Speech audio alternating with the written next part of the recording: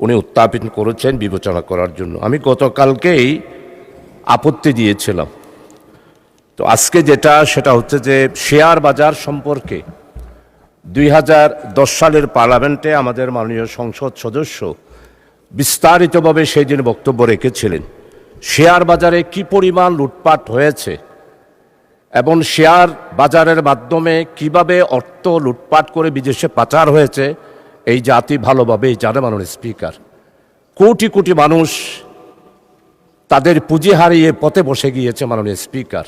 মাননীয় সদস্য, আপনি কি আপত্তি দিচ্ছেন? আমি আপত্তি দিয়েছি, আপনি পারমিশন দিলে আমি বিষয়টা আনতেছি। এইখানে যারা লুটপাট করেছেন তাদের শাস্তি করেছেন শুধুমাত্র 5 বছর, আর এরপরে জরিমানা 5 লক্ষ।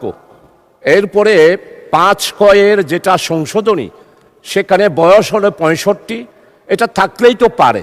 এখন এই 65 বছরটা সেটা অমিট করে দিয়ে এটার বয়স সীমা কোনো কিছু নির্ধারণ না করে আমাদের মনে হচ্ছে, আমাদের মাননীয় স্পিকার যখন সভাপতিত্ব করছিলেন উনি বলেছিলেন যে আমাদের শুধুমাত্র 2006 সালে বিচারপতির কেয়ারটেকার সরকারের 2 বছর বাড়াতে গিয়ে শেষ পর্যন্ত বাংলাদেশে গণতান্ত্রিক ধারা কিভাবে বিঘ্নিত হয়েছে মাননীয় স্পিকার আমরা সবাই জানি। মাননীয় সদস্য, আপনার আপত্তি রিপোর্টের ভিতরে নিয়োগ করার জন্য যদি আমাদের সরকারের পক্ষ থেকে যদি এরকম কোনো ব্যক্তি থেকে থাকে, তাহলে আমার মনে হয় এটা তো কোনোদিন স্বাধীনভাবে তাদের কাজ করতে পারবে না। তাই আমি শাস্তি এবং বয়স এই 5 ধারার 1কে উইথড্র করার সেটার ব্যাপারেই মানে স্পিকার আমি আপত্তি দিয়েছি। বিলটা জনমত যাচাই, আমি সংশোধনের জন্য গিয়েছিলাম জনমত যাচাই দেওয়ার, কিন্তু বন্ধ হয়ে গিয়েছিল। তাই এই বিলটি আজকে পাস না করে জনমত যাচাইয়ের জন্যে এইটা আবার জনমত যাচাইয়ের জন্য জনগণের কাছে পাঠানোর জন্যই আমি প্রস্তাব দিচ্ছি মাননীয় স্পিকার। আপনাকে অসংখ্য ধন্যবাদ। ধন্যবাদ মাননীয় সদস্য। জনমত যাচাইয়ের জন্য আগে লিখিত প্রস্তাব দিতে হয়, সেই প্রস্তাবটা আপনি দেননি। একটু আগে মাননীয় সদস্য ব্রাহ্মণবাড়িয়া 2 উনি জনমত যাচাইয়ের প্রস্তাব দিয়েছিলেন, সেটা আমরা আমলে নিয়েছি। আপনি লিখিত কোনো প্রস্তাব দেননি, সে কারণে আমলে নেওয়া যাচ্ছে না বলে দুঃখিত। মাননীয় মন্ত্রী, মাননীয় অর্থমন্ত্রী। ধন্যবাদ মাননীয় স্পিকার। আমি সম্মানিত সংসদ সদস্য রবিন ফারহানা যে বক্তব্যটা রেখেছেন খুবই গুরুত্বপূর্ণ বক্তব্য, এবং আমি প্রতিটি কথার সাথে একমত।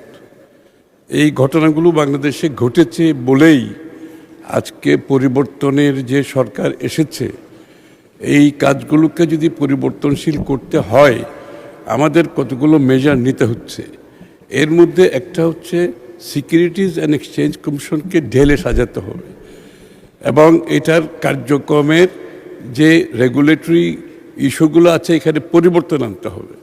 এর মধ্যে স্বচ্ছতা আনতে হবে, জবাবদিহিতা আনতে হবে, শেয়ার হোল্ডারদের সুরক্ষা দিতে হবে, লিস্টেড কোম্পানিকে আশ্বস্ত করতে হবে, বিশ্বের যে ফান্ড ম্যানেজার আছে সারা বিশ্বের তাদেরকে কনফিডেন্স দিতে হবে। এই কারণেই আজকে এই উদ্যোগ নিয়েছি আমরা। এবং বয়সের বিষয়টা যে আপনি দেখেন গড় আয়ু কত ছিল, আমি এটা বলছি, এই বিলগুলো যখন হয়েছে তখন সিকিউরিটিজ অ্যান্ড এক্সচেঞ্জ কমিশন 1993-তে যে বিল এই আইনটা হয়েছিল তখন গড় আয়ু ছিল 57 বছর। 57 বছর গড়ায়ু ছিল, এখন আমাদের গড়ায়ু হচ্ছে 72 বছর। সুতরাং আপনাকে বুঝতে হবে আজকের দিনে ওই 57 বছরের গড়ায়ু যদি আমি অ্যাপ্লাই করি, আপনি যোগ্য ব্যক্তিরা কোনো কাজ করতে পারবে না, অভিজ্ঞ ব্যক্তিরা কোনো কাজ করতে পারবে না। সুতরাং এইসব বিবেচনায় এনে আমরা এখানে সংস্কারগুলো করতে চাইছি, বড় ধরনের সংস্কার করতে হবে। এবং আমি ব্যক্তিগতভাবে এই ক্যাপিটাল মার্কেটের সাথে জড়িত বহু বছর। আমি স্টক এক্সচেঞ্জের সভাপতি ছিলাম। বাংলাদেশ ক্যাপিটাল মার্কেটে যে ইনফ্রাস্ট্রাকচার অবকাঠামোগত উন্নয়ন আমার হাত দিয়ে হয়েছে এবং সবগুলো, কিন্তু দুর্ভাগ্যবশত বিগত দশকের অধিক সময়ে এই সব ভালো অবস্থাকে ব্যবহার করে কিন্তু লুটপাট করেছে। একবার নয়, একাধিকবার লুটপাট করেছে। আপনারা লক্ষ্য করবেন বিএনপি সরকারের সময় কোনো সময় শেয়ার বাজার লুটপাটের কোনো সুযোগ ছিল না, ইনশাআল্লাহ এবারও থাকবে না, নিশ্চিতভাবে বলতে পারি।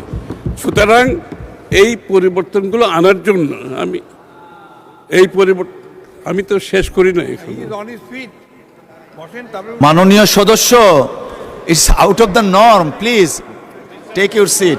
মাননীয় মন্ত্রী আপনি অব্যাহত রাখুন, মাননীয় মন্ত্রী আপনি অব্যাহত রাখুন। আমি একটু ধৈর্য ধরার জন্য অনুরোধ করছি। আমরা তো এই সংসদে সবাই এসেছি জবাবদিহি হওয়ার জন্য, তাই না? বিরোধী দল জবাবদিহি করবে, সরকার জবাব দিতে হবে, জবাবদিহি হতে হবে। এই মন মানসিকতায় কিন্তু আমরা সংসদে এসেছি। তো সুতরাং এখানে অধৈর্য হলে তো চলবে না, একটু ধৈর্য ধরতে হবে, একটু টলারেন্স থাকতে হবে। তো সাথে সাথে এটাও বলছি যে আমরা যেহেতু এই বিলটি এটা পরীক্ষা নিরীক্ষা করেছে, বিশেষ কমিটি পরীক্ষা নিরীক্ষাও করেছে, পরীক্ষা নিরীক্ষা করে এই বিলটি আজকে এখানে এসেছে। সুতরাং এটা যাচাই বাছাইয়ের জন্য আর দেওয়ার প্রয়োজনীয়তা আছে বলে মাননীয় স্পিকার আমি মনে করি না। ধন্যবাদ। ধন্যবাদ মাননীয় মন্ত্রী। মাননীয় সদস্যবৃন্দ, আমি এখন বিলটির উপর জনমত যাচাইয়ের প্রস্তাবটি ভোটে দিব। সংসদে মাননীয় সদস্য, we are middle of the proceedings, এটা শেষ হোক, তারপরে আপনাকে অ্যাড্রেস করব। অসংখ্য ধন্যবাদ। সংসদের সামনে প্রশ্ন হচ্ছে বিলটির উপর জনমত যাচাইয়ের জন্য মাননীয় সদস্য যে প্রস্তাব দিয়েছেন তা গ্রহণ করা হোক। যারা এই প্রস্তাবের পক্ষে আছেন তারা হ্যাঁ বলুন, যারা এই প্রস্তাবের বিপক্ষে আছেন তারা না বলুন। আমার মনে হয় না জয়যুক্ত হয়েছে, না জয়যুক্ত হয়েছে, না জয়যুক্ত হয়েছে।